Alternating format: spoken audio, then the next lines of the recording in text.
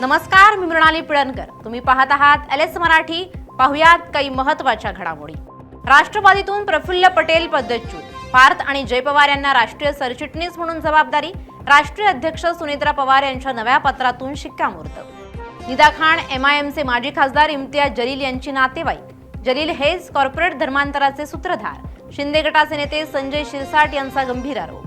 कोस्टलला आणखी एक जोड रस्ता एपीएमसी परिसरात द्यावा. दक्षिण मुंबईतील रहिवासी संघटनांची मागणी. सुधारित राष्ट्रीय निवृत्तीवेतन पेन्शन योजनेत त्रुटी. अधिकारी महासंघानं मागवली तज्ज्ञांची मतं. 14 मे पर्यंत सूचना पाठवण्याचं आवाहन. संधी अधिकाऱ्यांच्या महागाई भत्त्यात वाढ. महागाई भत्ता 2% वाढला. 58% असलेला महागाई भत्ता आता 60% होणार. एसटीच्या प्रवासी सवलत कार्डसाठी 3 लाख अर्ज. अद्याप मोबिलिटी कार्डची सक्ती नाही. नॅशनल कॉमन मोबिलिटी कार्डमुळे एसटी सेवा अधिक प्रवासी केंद्रित होणार. वाशिम कृषी उत्पन्न बाजार समितीत हळदीची विक्रमी आवक. आवक वाढल्यानं दरात घसरण. हळदीला मिळाला 12,000चा भाव.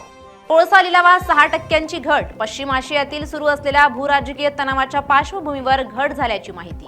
शक्तीपीठ महामार्गाविरोधात बाधित होणाऱ्या शेतकऱ्यांचा 19 मे रोजी कोल्हापुरात सर्वपक्षीय मेळावा.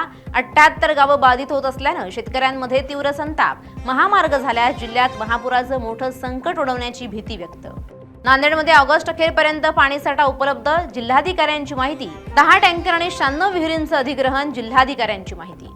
या होत्या आताच्या घडीच्या काही महत्त्वाच्या बातम्या. अशाच महत्त्वाच्या बातम्यांसाठी पाहत रहा एलएस मराठी.